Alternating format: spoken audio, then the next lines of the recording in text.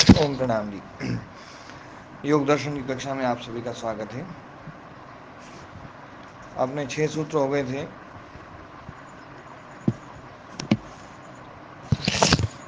सातवां सूत्र जो है,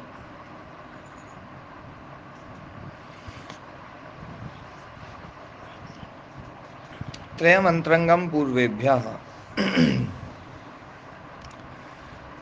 ये तीन जो धारणा ध्यान समाधि के विषय में चर्चा चल रही है, जिनका नाम संयम कहा है, तीनों एकत्र हो जाएं, ये संयम है।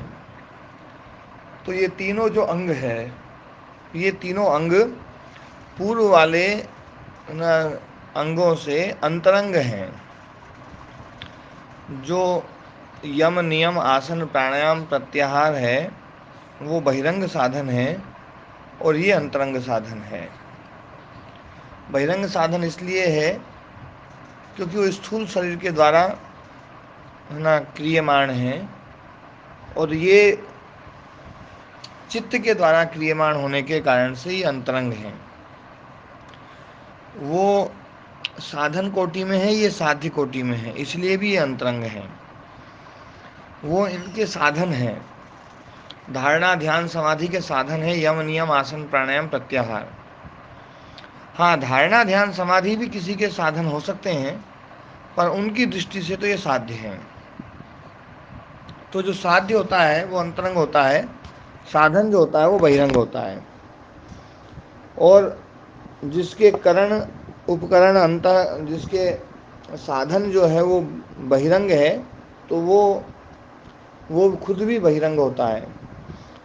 क्योंकि यम नियम आसन प्राणायाम प्रत्याहार के जो साधन है वो स्थूल शरीर के साधन हैं, और धारणा ध्यान समाधि का जो साधन है वो सूक्ष्म शरीर में भी है ना, जो अंतःकरण चतुष्टय है उसमें भी चित्त है, उसके द्वारा साध्य है ये।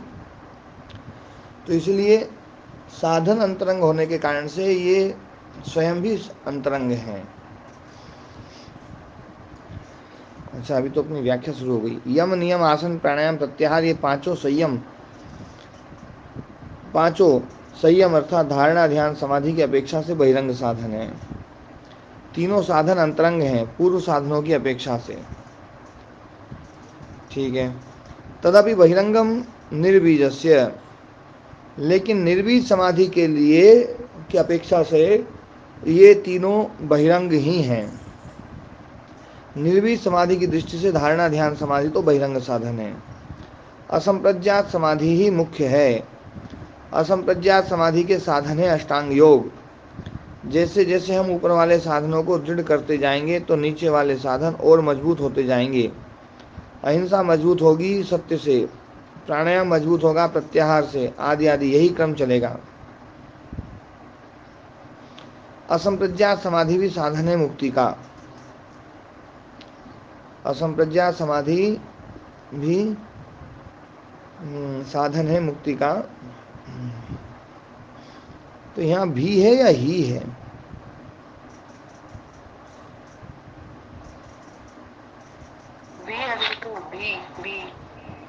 नहीं, जिन्होंने लिखा उनसे पूछ रहा हूँ कि भी है गुरुदेव भी। ये आपने लिखा है क्या? नहीं गुरुदेव, इसमें मुकेश जी ने लिख रखा है। हाँ हाँ, तो भी लिखा है भी। हाँ हाँ, भी लिखा है। सही करना। हाँ, कि असंप्रज्ञात समाधि जो है अंतिम साधन तो वही है।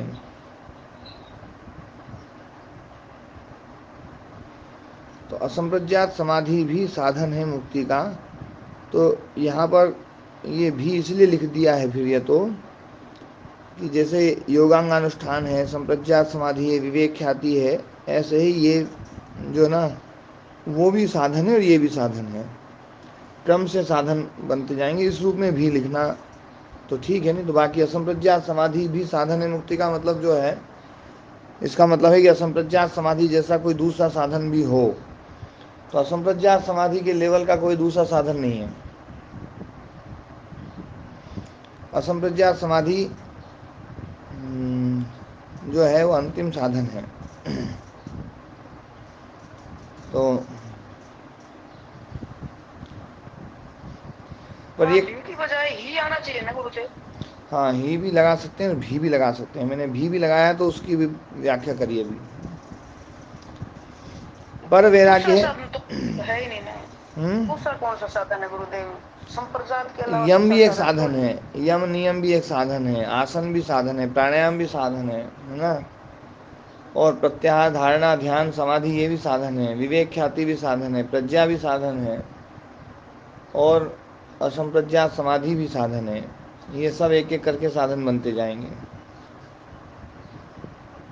ये पहली पैड़ी है या अंतिम पैड़ी है? हम्म। ये तो अंतिम पैड़ी है ना, संप्रजात समाधि। हाँ, इसलिए भी लगा रखा है। पर वैराग्य है ज्ञान की पराकाष्ठा। पर वैराग्य अर्थात ज्ञान की पराकाष्ठा। ज्ञान की पराकाष्ठा है दृढ़ विप्लव रहित विवेक ख्याति। विप्लव रहित विवेक ख्याति, ज्ञान की पराकाष्ठा मतलब दृढ़ विवेक ख्याति, मतलब विप्लव रहित विवेक ख्याति जो भंग ना हो।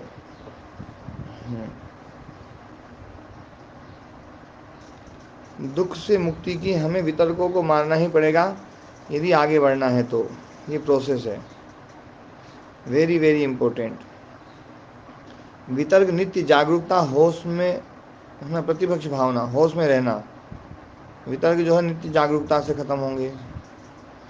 यम नियम सधेंगे, बहिरंग साधन सधेंगे, उससे अंतरंग साधन सधेंगे, फिर समाधि प्रज्ञा जागृत होगी, और फिर असंप्रज्ञात समाधि, और फिर मुक्ति।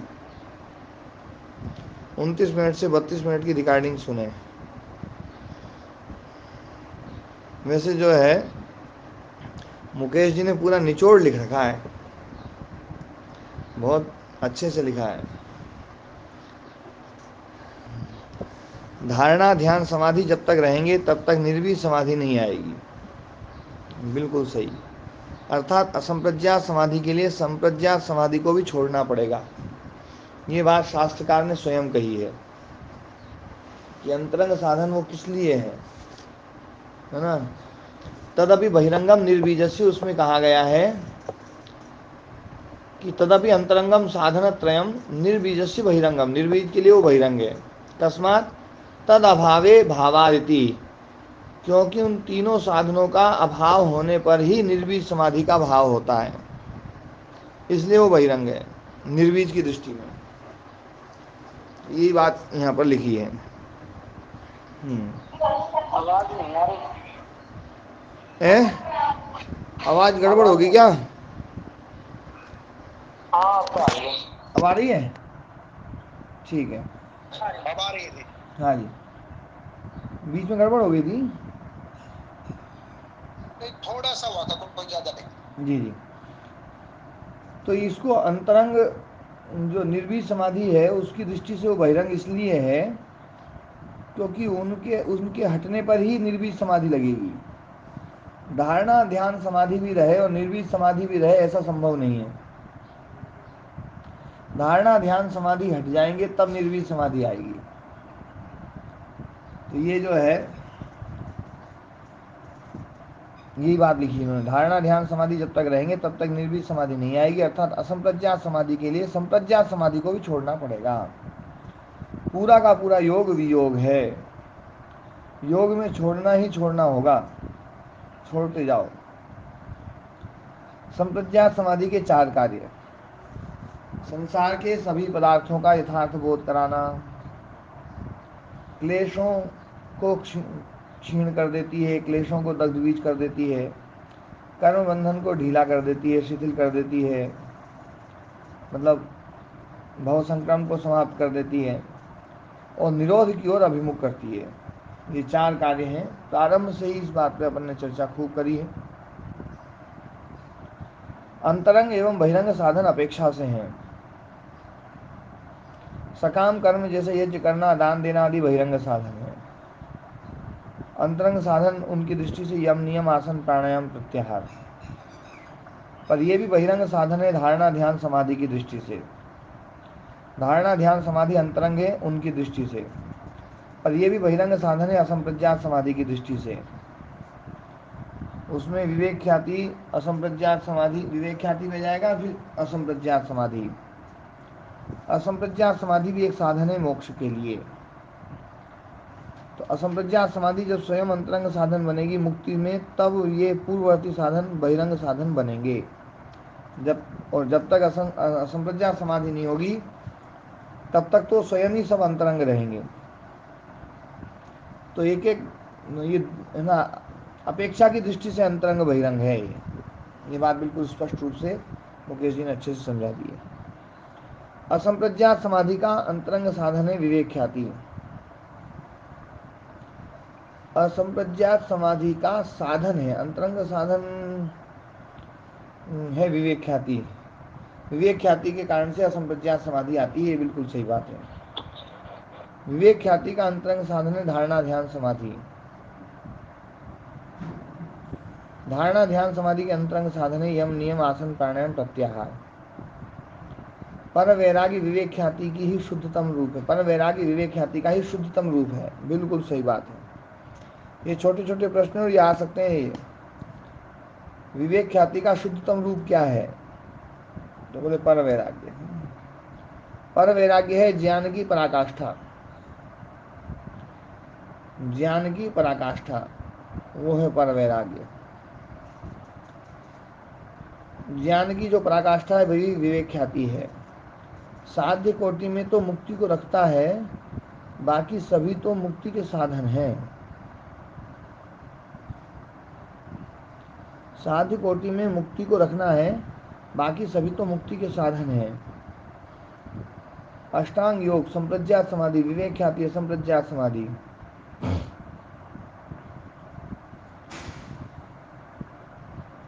साध्य हमारा मुक्ति और ये सब उसके साधन हैं। मुक्ति अर्थात चित्त की मुक्ति।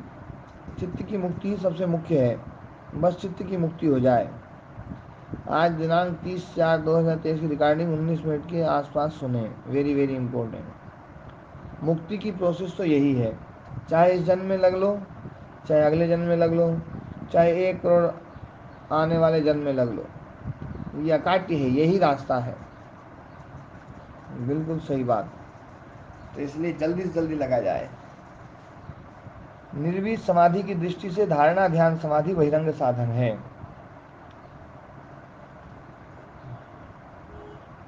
धारणा ध्यान समाधि की दृष्टि से यम नियम आसन प्राणायाम प्रत्याहार बहिरंग साधन है। वैसे यम नियम आसन प्राणायाम प्रत्याहार भी बहुत अंतरंग साधन है, किंतु उक्त दृष्टि से बहिरंग साधन इन्हें माना गया है। यज्ञ करना, दान देना आदि सकाम कर्म बहिरंग साधन है यम नियम आसन प्राणायाम प्रत्याहार की दृष्टि से। बिल्कुल सही बात है। व्युत्थान निरोध संस्कारयो अभिभव प्रादुर्भावो निरोध क्षण चित्तान्वयो निरोध परिणाम। अब निरोध परिणाम, समाधि परिणाम, एकाग्रता परिणाम के ऊपर चर्चा चल रही है। इसमें सबसे पहला जो परिणाम होगा वो कौन सा होगा?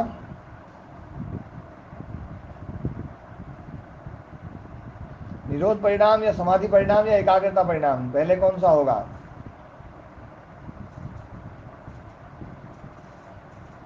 एकाग्रता परिणाम फिर निरोध और फिर समाधि है। फिर संप्रज्ञात समाधि। हाँ जी, और कोई बताएं? पहले समाधि, फिर निरोध, फिर एकाग्रता, फिर निरोध। फिर से बोलिए मुनि जी। पहले समाधि, फिर एकाग्रता, उसके बाद फिर निरोध। निरोध है ना, बहुत बढ़िया। पहले सबसे पहला है समाधि परिणाम, स्थूल परिणाम है समाधि परिणाम। वैसे तो समाधि परिणाम बहुत बड़ी चीज है, पर इन तीनों परिणामों में समाधि परिणाम पहले है, उसके बाद एकाग्रता परिणाम है, उसके बाद में निरोध परिणाम है। ये क्रम है, इस क्रम को उस समय भी बहुत अच्छे से समझाया था, ये क्रम इसमें भी शायद आएगा। हाँ, व्युत्थान निरोध संस्कारयो अभिभव प्रादुर्भाव निरोध क्षण चित्तान्वयो निरोध परिणाम। व्युत्थान संस्कार और निरोध संस्कार, व्युत्थान निरोध संस्कार यो हो, संस्कार का संबंध दोनों के साथ लगेगा। व्युत्थान संस्कार और निरोध संस्कार, इनका अभिभव और प्रादुर्भाव। व्युत्थान संस्कार का अभिभव, निरोध संस्कार का प्रादुर्भाव। व्युत्थान संस्कार का अभिभव, अभिभव मतलब वो समाप्त हो, है ना, अभिभूत हो जाए, दब जाए। और निरोध संस्कार का प्रादुर्भाव, वो पैदा हो जाए। निरोध क्षण चित्तान्वय, निरोध क्षण में जैसा चित्त होता है उस चित्त से अन्वित मतलब युक्त हो जाए। व्युत्थान अवस्था में भी निरोध क्षण चित्तान्वय हो जाए, यही निरोध परिणाम है। निरोध अवस्था में तो निरोध क्षण चित्त रहेगा ही रहेगा, लेकिन व्युत्थान अवस्था में भी निरोध क्षण जैसा चित्त रहे, ये ही जो है निरोध परिणाम है। वो पंखा चला वहाँ से 12 से। इसको एक बार ओपन कर लो गुरुदेव। देखो, जब व्युत्थान अवस्था होती है तो चित्त जो है व्युत्थान अवस्था जैसा होता है, व्युत्थान क्षण जैसा होता है। लेकिन जब निरोध अवस्था आ जाती है और निरोध अवस्था में निरोध के जो संस्कार हैं वो प्रबल हो जाएं, तो व्युत्थान अवस्था आएगी तो भी चित्त जो है निरोध क्षण जैसा ही रहेगा। क्यों? क्योंकि निरोध क्षण के जो संस्कार हैं उनकी प्रबलता है, यही निरोध का परिणाम है। आदमी निरुद्ध अवस्था में है, वो व्युत्थान अवस्था में आया भी तो भी व्युत्थान अवस्था के संस्कार जो है वो प्रबल नहीं हो पाएंगे, क्योंकि निरोध क्षण वाले जो संस्कार थे उन संस्कारों ने उनको, है ना, अभिभूत कर दिया है। बस यही निरोध, हाँ, निरोध का परिणाम यही है। निरोधकालीन जो चित्त है उस क्षण में चलायमान गुणवृत्त किस प्रकार के होंगे और चित्त का परिणाम किस प्रकार का होगा। यहाँ पर ये बात बता रहे हैं, क्योंकि चित्त जो है ना बहुत चलायमान है, बहुत चंचल है ना, गुणवृत्त बहुत ही ऐसा परिणामी है, बदलते हैं। तो उस समय जब निरोध अवस्था होती है तो उस समय तो बिल्कुल वृत्ति शून्यता हो गई, तो उस समय क्या रहेगा, कैसा परिणाम होगा। तो फिर परिणाम के ऊपर चर्चा कर रहे हैं। माइक सब बंद कर दें। निरोध अवस्था की दृष्टि से यहाँ व्युत्थान अवस्था का मतलब संप्रज्ञात अवस्था को लिया गया है। निरोध अवस्था और व्युत्थान अवस्था, तो व्युत्थान अवस्था जो है वो है संप्रज्ञात अवस्था। संप्रज्ञात अवस्था में जो है एकाग्रता परिणाम है, समाधि परिणाम के बाद में एकाग्रता परिणाम है, और एकाग्रता परिणाम में संप्रज्ञात अवस्था में विवेक ख्याति है, जो ना जो वृत्ति रूप है, एक वृत्ति चल रही है, उस एक वृत्ति को भी निरोध परिणाम जो है वो हटा देता है, और उस वृत्ति के जो संस्कार हैं उन संस्कारों को भी हटा देता है। तो निरोध परिणाम में अब वृत्ति तो रहेगी नहीं, तो वृत्ति तो खत्म हो गई, अब आगे कोई वृत्ति नहीं आ रही है, तो वृत्ति परिणाम तो नहीं होगा, लेकिन संस्कार परिणाम होगा। निरोध अवस्था के संस्कार जो है ना वो तो आएंगे, और वो संस्कार व्युत्थान अवस्था के संस्कारों को दग्धबीज कर देंगे। एक बात ध्यान से समझने की वाली है कि वृत्ति रुकने पर संस्कार नहीं रुकते हैं। कोई ये सोचे कि वृत्ति को रोक दिया है मैंने तो अब तो सब खत्म मामला, संस्कार रुक जाएंगे। क्रोध की वृत्ति आप रोक सकते हैं, क्रोध के संस्कारों को रोकने के लिए मेहनत करनी पड़ेगी। क्रोध की वृत्ति आप रोक सकते हैं, लेकिन क्रोध के संस्कार जो ना जब तक दग्ध बीज नहीं होंगे तो जैसे ही मौका मिलेगा फट क्रोध की वृत्ति आ जाएगी, जो होता ही होता जगत जी, है ना। तो इसलिए जो है संस्कारों को दग्ध बीज करना है। संस्कार दग्ध बीज हो जाएंगे ना फिर क्रोध नहीं आएगा। और जो है ना साधक जो है अभी है ना जो है 10 दिन 15 दिन 1 महीना 2 महीना में जो है क्रोध नहीं आया तो उसमें सोचते होंगे अब तो क्रोध के ऊपर पूर्ण विजय हो गई है, तो इतने हल्के में मत ले लेना क्रोध को, बहुत मजबूत गढ़ है वो। ये संस्कार जो है ना अनादि काल से अनादि काल से ये वासना संस्कार चले आ रहे हैं, इसको मतलब खत्म करना, इसको रोकना बड़ा जटिल काम है। तो इसमें इतनी जल्दी से है ना जो है अपने आप को विजयी घोषित करके और अपने पुरुषार्थ को कम मत कर देना। अभी लगे रहना सजग होकर के। 1 साल बाद भी जो है मतलब क्रोध के संस्कार जो है वो थपेड़े मार सकता है, वापस रिपीट हो सकते हैं। इसलिए इसमें निरंतर लगे रहना है। जितने लंबे कालखंड में आपने संस्कार बनाए हैं और आप सोचें कि 2 मिनट में आप अपन उसको संस्कार को खत्म कर दें, ऐसा संभव नहीं है। इसलिए क्रोध के संस्कारों को, काम के संस्कारों को, लोभ के संस्कारों को, बुराइयों के संस्कारों को, दूसरों की बुराई करने के संस्कारों को, दूसरों में कमी देखने के संस्कारों को, ये सब संस्कार जो ना बहुत प्रबल हैं और इतने प्रबल हैं आप वृत्तियों को रोक सकते हैं, संस्कारों को रोकना बड़ा कठिन काम है ना। इसलिए जो है वो बाण आले की बाण न जाए, चाहे चारों वेद पढ़ा ले। तो बिल्कुल सही बोल रहे हो। पर उससे आगे की लाइन खतरनाक है माता जी आप। ये रागिणी जो है ना सही बोल रहे गुरुदेव, बिल्कुल सही। आलमपन से बचते बचते भी क्रोध फिर भी पेट में ऐसा फूक देता है, जैसे अंदर से छाती फूक दी।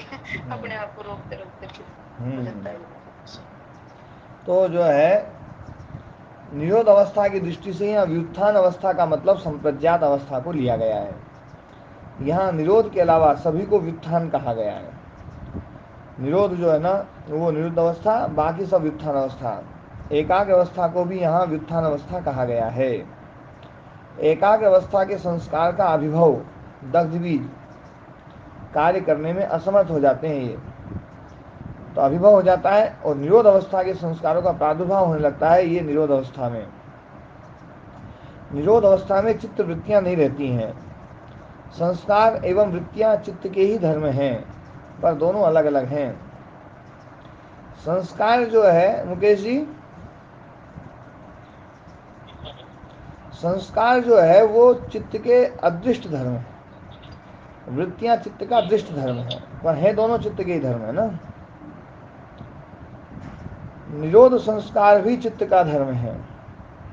व्युत्थान काल में भी निरोध क्षण वाली अवस्था का अनुसरण करता है चित्त। व्युत्थान काल में भी निरोध क्षण वाली अवस्था का अनुसरण करता है। कब करता है? जब निरोध क्षण के संस्कार जो ना प्रबल हो जाए और व्युत्थान अवस्था वाले जो संस्कार हैं वो दग्धबीज हो जाए, कमजोर हो जाए।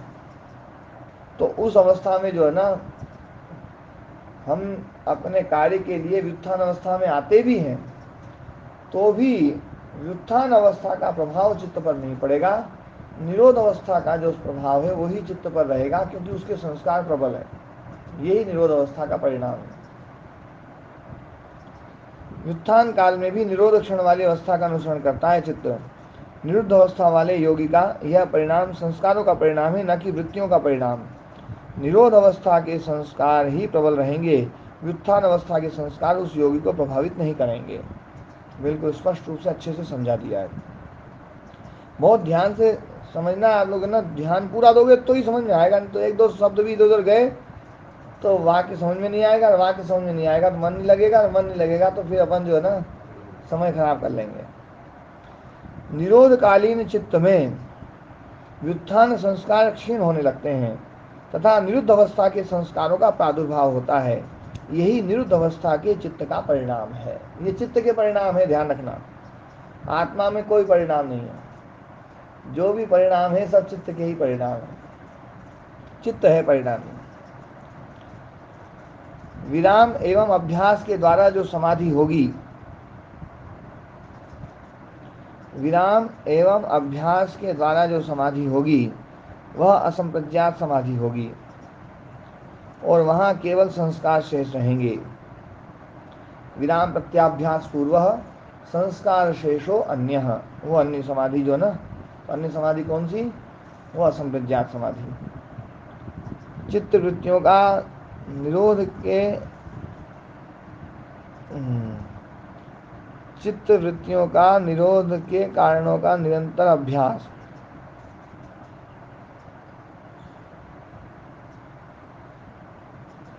चित्त वृत्तियों का निरोध करने का अभ्यास, निरंतर अभ्यास।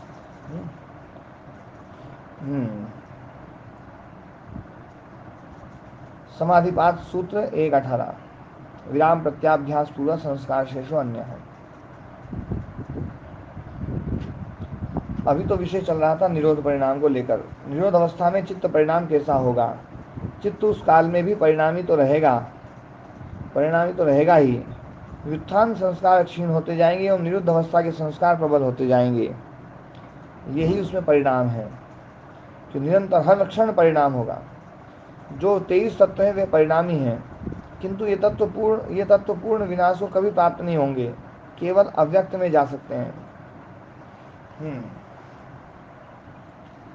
अव्यक्त में पहुंचने वाली चीजें हैं अहंकार, चित्त, मन एवं इंद्रियां।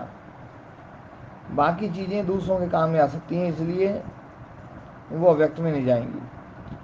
पंच महाभूत दूसरों के उपयोग में आ सकते हैं। शरीर नष्ट होने के बाद स्थूल शरीर पंच तन्मात्राएं अन्य के कार्य में आ जाएंगे। जो चित्त मुक्त हो गया है उसके लिए संसार तो नष्ट होने वाला जैसा ही है।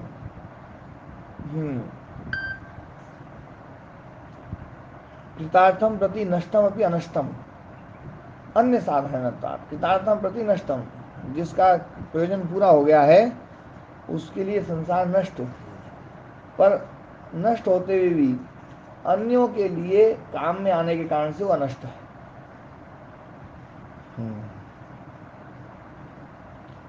योग दर्शनकार पंच महाभूतों को पंच महाभूत रूप में ही मानते हैं। पंच तत्व कभी विकृत नहीं होंगे, पंच तत्व कभी नष्ट नहीं होंगे। ये केवल धर्म लक्षण अवस्था परिणाम को प्राप्त कर सकते हैं। अहंकार, इंद्रियां, मन आदि चित्त के ही विस्तार हैं। तस्य प्रशांत वाहिता संस्कारात्, निरोध संस्कार के कारण से उस चित्त की प्रशांत वाहिता हो जाती है। प्रशांत वाहिता अर्थात प्रकृष्ट शांता, वृत्ति शून्यता। निरोध का संस्कार निरोध अवस्था को दृढ़ करता जाता है।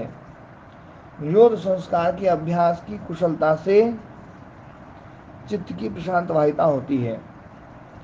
चित्त का शांत होना, निर्मल होना, फिर व्यक्ति जीवन मुक्त हो जाता है और शरीर के छूटने पर चित्त मुक्त हो जाता है। पूरी प्रोसेस समझा दी है। प्रशांत वाहिता को निरोध संस्कार के अभ्यास की कुशलता, पटुता चाहिए। जैसे जैसे पटुता आएगी वैसे वैसे प्रशांत वाहिता स्थिति दृढ़ होती जाएगी। अब समाधि परिणाम एवं एकाग्रता परिणाम की चर्चा होगी।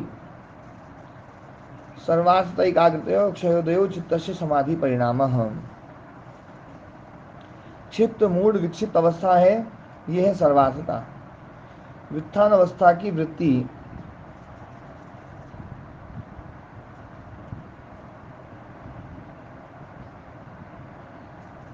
ये वृत्ति एकाग्र अवस्था में उदय होने वाली है। एकाग्रता वृत्ति, सर्वार्थता वृत्ति और एकाग्रता वृत्ति।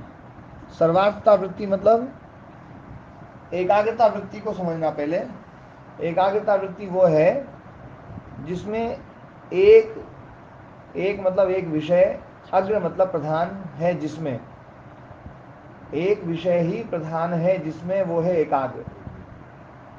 अग्र मतलब प्रधान है ना, अग्रगामी बोलते ना, जो आगे चले तो प्रधान होता है, जो आगे चलता है, मुखिया, सबसे ऊपर रहे, सबसे आगे रहे, तो अग्र मतलब प्रधान। तो एक मतलब एक विषय ही अग्र है, जिसमें वो है एकाग्र। और एकाग्र का उल्टा है सर्वार्थ। सारे अर्थ, सारे विषय जिसमें हो वो है सर्वार्थ।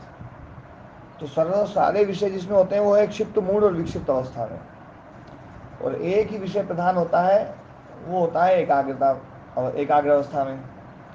तो एकाग्र अवस्था में जो वृत्ति होती है उसको एकाग्रता वृत्ति कहते हैं, और क्षिप्त मूड विक्षिप्त अवस्था में जो वृत्ति होती है उसको बोलते हैं सर्वार्थता वृत्ति। समाधि में एकाग्रता वृत्ति आएगी। समाधि परिणाम में व्युत्थान वृत्ति का समाप्त समाधि अवस्था के चित्त का परिणाम है। व्युत्थान वृत्ति की समाप्ति होना एवं एकाग्रता वृत्ति का उदय होना। व्युत्थान वृत्ति की समाप्ति होना एवं एकाग्रता वृत्ति का उदय होना, ये ही समाधि परिणाम है चित्त का।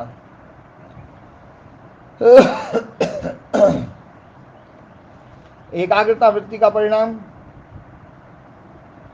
एकाग्र वृत्ति का शांत होना और एकाग्र वृत्ति का ही उदय होना, ये है तुल्य प्रत्यय। मतलब तुल्य प्रत्यय मतलब एक ही वृत्ति का उदय होना और उसी वृत्ति का फिर से उदय हो जाना, उस एक ही वृत्ति का शांत होना और उसी विषय वाली वृत्ति का उदय हो जाना। तुल्य है प्रत्यय जिसका, तुल्य है वृत्ति जिसकी, वो है तुल्य प्रत्यय। तो तुल्य प्रत्यय शांतोदित, शांत भी वही हो रहा है और वही उदित हो रहा है। स्मृति समाधि प्रज्ञा, स्मृति से समाधि, समाधि से प्रज्ञा। समाधि एकाग्रता निरोध, निरोध की सबसे प्रारंभिक अवस्था है समाधि। समाधि के बाद में एकाग्रता आती है और एकाग्रता के बाद में निरोध अवस्था। समाधि, समाधि में व्युत्थान अवस्था की वृत्तियां रुकेंगी और एकाग्रता वृत्ति आएगी। एकाग्रता वृत्ति आ गई, ये समाधि हो गई। फिर एकाग्रता वृत्ति ही निरंतर बनी रहे, यह है एकाग्रता परिणाम। और उसके बाद में फिर निरोध परिणाम, वो एकाग्र वृत्ति भी समाप्त हो जाए, है ना। तो समाधि, एकाग्रता और निरोध, ये क्रम है। अक्सर लोग एकाग्रता, समाधि और निरोध क्रम करते हैं, पर इस मतलब भाष्यकार और सूत्रकार ने जिस प्रकार से व्याख्या करी है उसमें समाधि परिणाम को सबसे पहले लिया है। हाँ, समाधि परिणाम संप्रज्ञात समाधि की प्रारंभिक अवस्था, और संप्रज्ञात समाधि की जो मध्य अवस्था है वो एकाग्रता परिणाम, और फिर वही संप्रज्ञात समाधि की जो उत्तर अवस्था है, जो असंप्रज्ञात में पहुंचना, वो है निरोध परिणाम। निरोध की प्रारंभिक अवस्था है समाधि एवं मध्य अवस्था है एकाग्रता। स्मृति प्रतिक्षण जागरूकता, निरंतर होश में बने रहना, ये बात बार बार बोली जा रही है और इतनी बार बोली जा रही है, और फिर भी जो है ना, कई लोग तो सोचते हैं इतनी बार क्यों बोलते हैं स्वामी जी। पर इतनी बार में भी बात बन जाए तो ही बहुत बड़ी बात है। ओम प्रणाम जी। हैं? नहीं पा रही है, मतलब ये बनी ही रहती है इसमें, और जो है ना हो जाता है बीच बीच में। हाँ, बीच बीच में, क्योंकि वो संस्कार जो है ना, स्मृति क्या है, पुराने जो हमारे संस्कार हैं उन संस्कारों को मारने का काम करती है।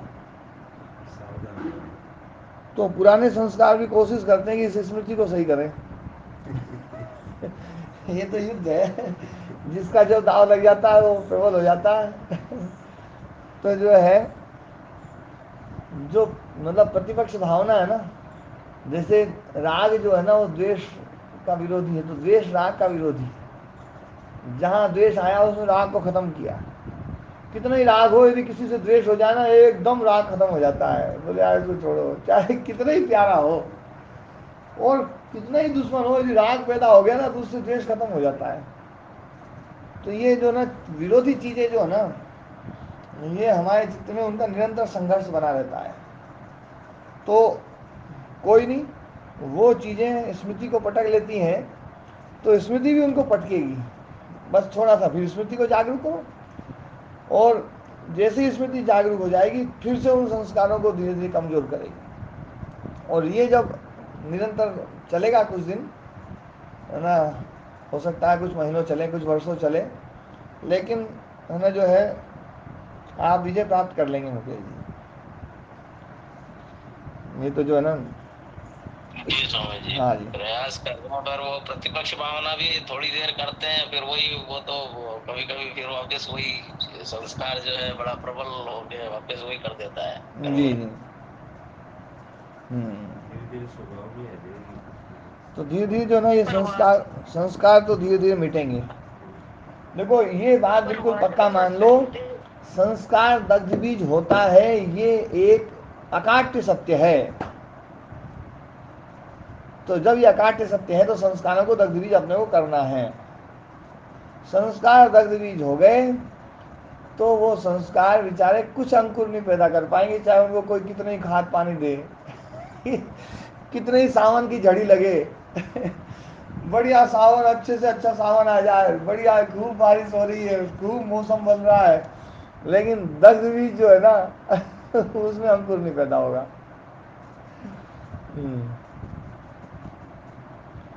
लेकिन स्वामी जी चुनौती ये है कि महर्षि नारद, महर्षि विश्वामित्र, महर्षि दुर्वासा सब फेल कर जाते हैं तो बड़ी कठिनाई होती है कि ये कैसे होगा। देखो क्या है, हमारे इतिहास में ऐसे उदाहरण भरे पड़े हैं जो फेल नहीं हुए,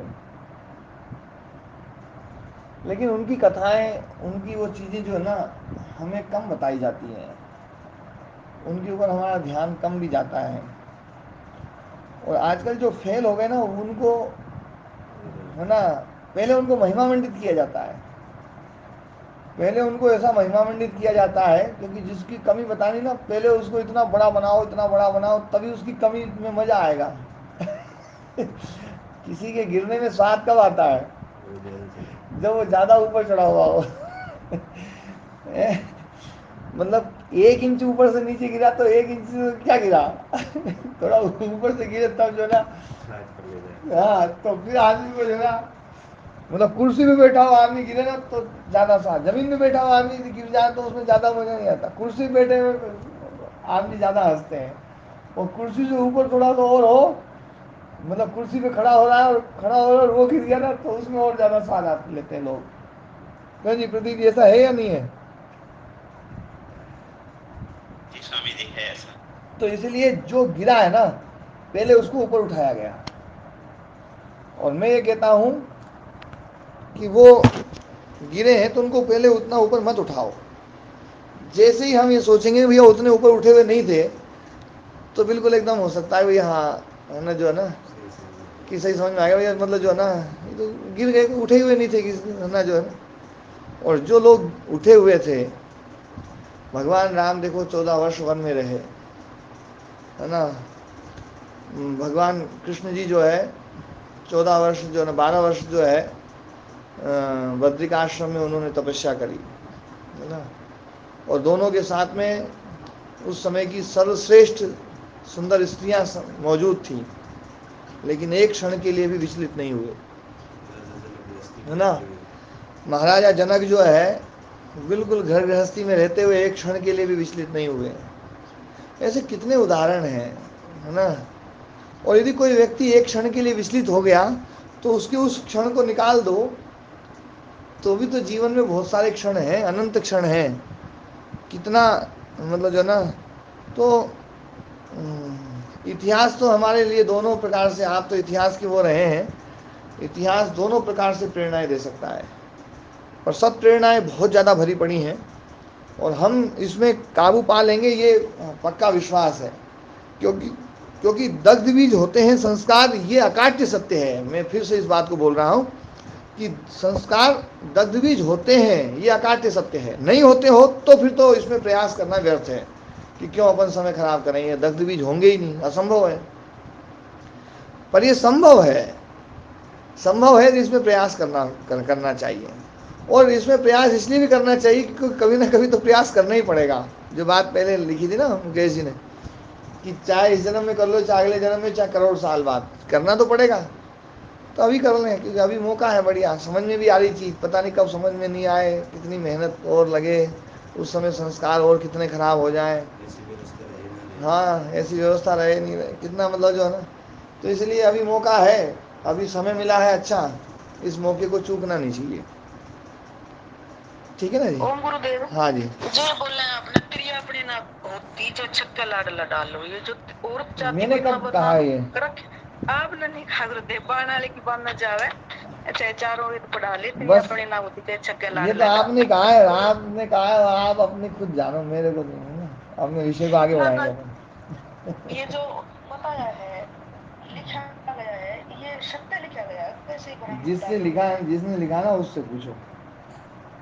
बाणाले की बात न जाए आपने पढ़ाया गुरुदेव।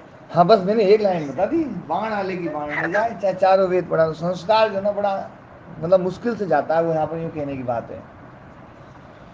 इसी में ये जुड़ पर जाता जाती है जरूर है, ये ना। बिल्कुल पक्का है। कबीरदास जी महाराज बहुत बड़ी है, हैं? नहीं, और जाति में एक मिनट माता जी रुको रुको, जगत जी कुछ पूछना। हाँ कबीरदास जी बहुत बड़ी है, कामी क्रोधी लालची इनसे भक्ति न होए। हाँ, भक्ति करे कोई सूरमा, जाति वर्ण कुल खोए।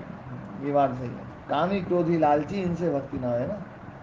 तो मतलब ये है ना, इसका मतलब है कि काम क्रोध लोभ जो है ना, ये जो है भगवान कृष्ण ने गीता में कहा ना कि त्रिविधम नरकस्येदम द्वारम नाशनम आत्मनः काम क्रोध तथा लोभ तस्मादेतत्त्रयम् व्रजेत। ये साक्षात नरक के द्वार हैं, इसलिए इनको छोड़ो। तो छोड़ना तो पड़ेगा इन सबको ना। इस जन्म में छोड़ लो, अगले जन्म में छोड़ लो, कभी भी छोड़ लो। तो अभी से प्रयास किया जाए भैया, कर दें काम तो इस बार जो है। ओम प्रणाम स्वामी हाँ ओम जी। प्रणाम जी, ओम प्रणाम। ओम प्रणाम महाराज जी। हाँ जी ओम प्रणाम जी। जी मुकेश जी। स्वामी जी, ये अनुरोध कर रहा था, जैसे 1 करोड़ साल बाद प्रयास करें, मतलब ये जैसे आप बता रहे हैं, तो ये ऐसा मतलब लग रहा है जैसे धरती पे से मुक्त होने में, मतलब जैसे ये धरती है, मतलब कोई विरला ही होता होगा, मतलब जो है 10-20 साल में, 100 साल में कैसा क्या है, मतलब स्वामी जी कैसे माने, तो सब पूरी धरती पे तो कुछ अलग ही विचित्र कार्यक्रम है। तो अन्य धरतियों पे भी क्या होगा पता नहीं है। हाँ ऐसा ही होगा, लेकिन जो ना मुक्त तो होते हैं। मान लो है ना, 1 लाख साल में एक मुक्त हो, तो 1 लाख धरतियों पे का जो अनुपात निकलेगा वो ये निकलेगा कि हर वर्ष एक मुक्त होगा। और उसमें 365 का और गुणा कर दें तो हर दिन उसमें से में एक मुक्त होगा। और उसमें फिर 24 का गुणा कर दें तो उतनी धरतियाँ और जोड़ लें, तो फिर 1 घंटे में एक मुक्त होगा। मदन मोहन जी सुन रहे हैं?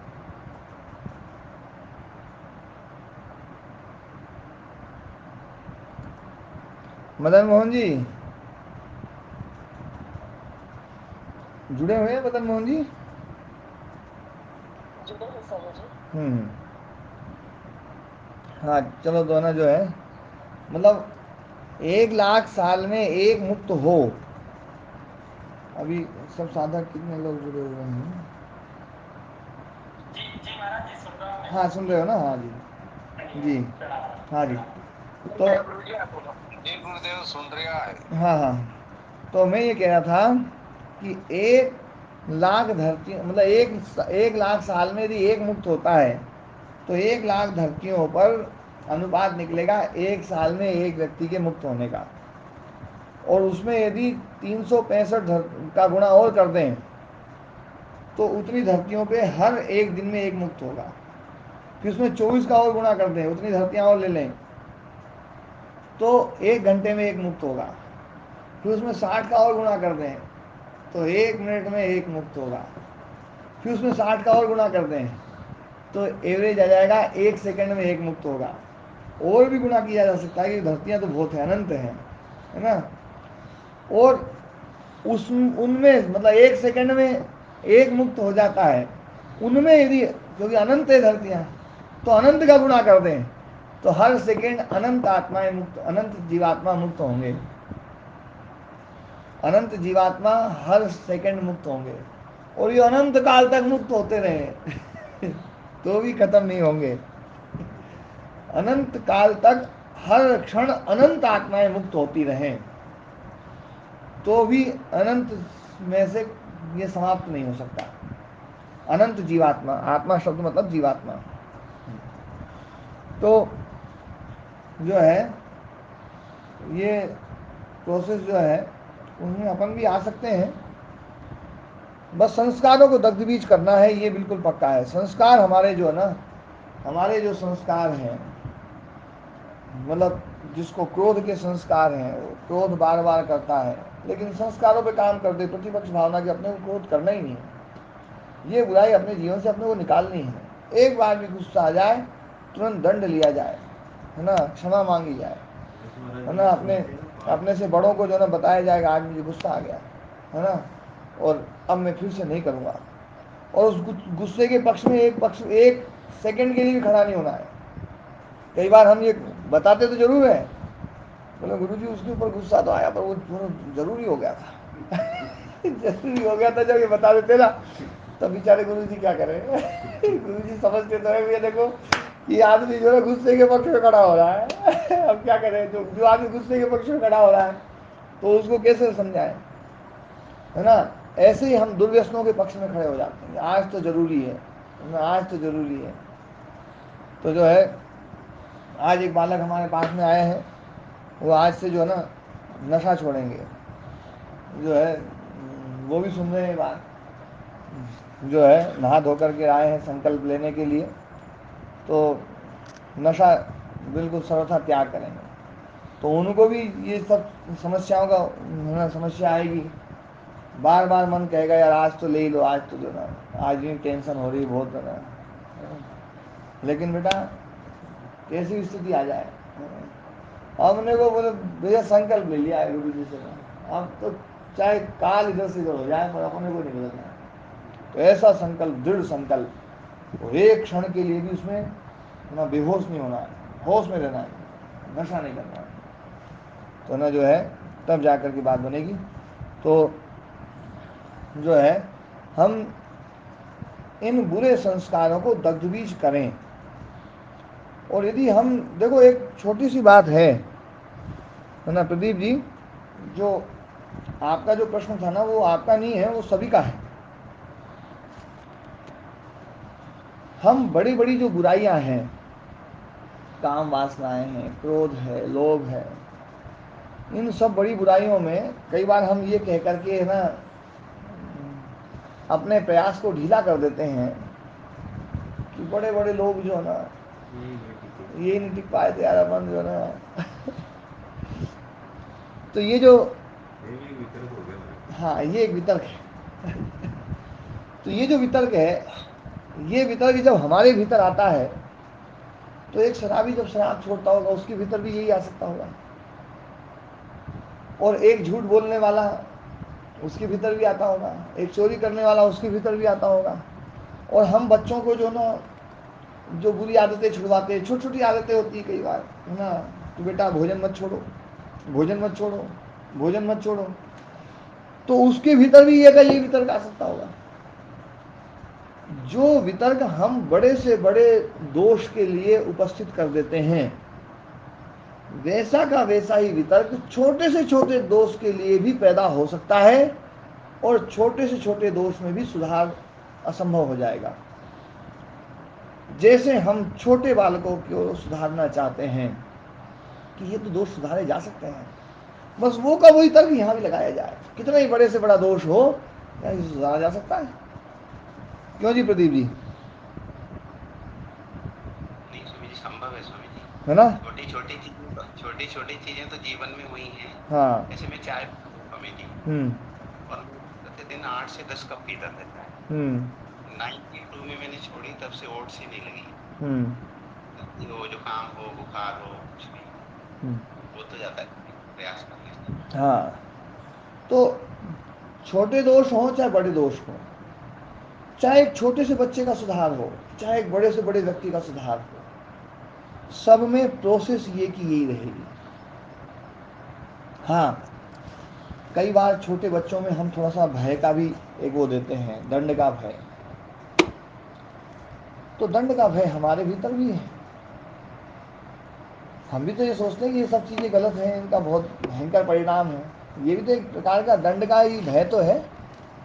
चाहे दूसरे से दंड मिले, चाहे स्वयं से मिले, और चाहे ईश्वर की व्यवस्था से मिले, भय तो सब जगह काम करेगा। तो भय तो सब जगह बना ही रहना चाहिए। हम भय मुक्त हो गए हैं, जो व्यक्ति है ना ईश्वर की व्यवस्था से है ना भयभीत नहीं है, उस व्यक्ति में सुधार बहुत देर में होगा या असंभव सा हो जाता है। उस जन्म में तो कोई ना कोई व्यवस्था दंड वाली चाहिए, जो उसको ये बता दे कि भैया इस व्यवस्था के कारण से ये दोष मेरे लिए बहुत नुकसानदायक होगा, इस व्यवस्था के कारण से ये दोष मुझे बहुत नुकसानदायक होगा। जैसे एक बालक है और उसको बाजार की चीज़ें खाने में उसको ये लगता है कि भैया शरीर खराब होगा, ये उसको होश ही नहीं है, शरीर खराब होगा ये ईश्वर की व्यवस्था है, एक प्राकृतिक व्यवस्था है कि जो है ना, हम गलत चीज़ खाएंगे तो उसका परिणाम शरीर को भोगना पड़ेगा। तो वो चीज़ यदि उसको नहीं है ना समझ में आ रही है तो फिर उसको दूसरी तरह भैया बाजार की चीज़ खाई तो दंड मिल सकता है, तो वो दूसरे दंड से डरता है।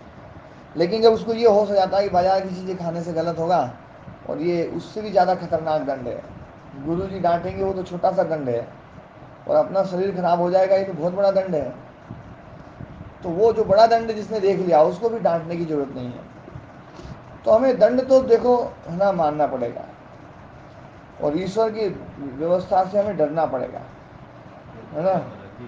जो डरते हैं प्रभु तुमसे वही निर्भय विचरते हैं, नहीं डरते हैं जो तुमसे वही दुनिया से डरते हैं। बचपन में गीत गाते थे हम ये, है ना। जो डरते हैं प्रभु तुमसे वही निर्भय विचरते हैं, जो डरते जो नहीं डरते हैं जो तुमसे वही दुनिया से डरते हैं। तो ना जो है एक भय तो हमारे भीतर रहना चाहिए, और प्रोसेस सुधार की जो है, चाहे छोटी हो चाहे बड़ी हो, बचपन में हो चाहे बड़पन में हो, छोटे दोष हो बड़े दोष हो, कोई भी किसी भी प्रकार की हो, प्रोसेस एक ही प्रकार से चलेगी। सब में हमें प्रतिपक्ष भावना लानी पड़ेगी, सब में हमें दोष दर्शन करना पड़ेगा कि इसमें सब में दोष है, इसमें बहुत कमियां हैं, इससे मेरा नुकसान हो रहा है, मेरे परिवार का नुकसान हो रहा है, समाज का नुकसान हो रहा है, सभी का नुकसान हो रहा है। ये सब चीज़ देखते हुए और हम जो है इन बुराइयों से बच सकते हैं। तो ये है ना, आज का पाठ यहीं विराम देते हैं, समय हो गया, फिर कल करेंगे।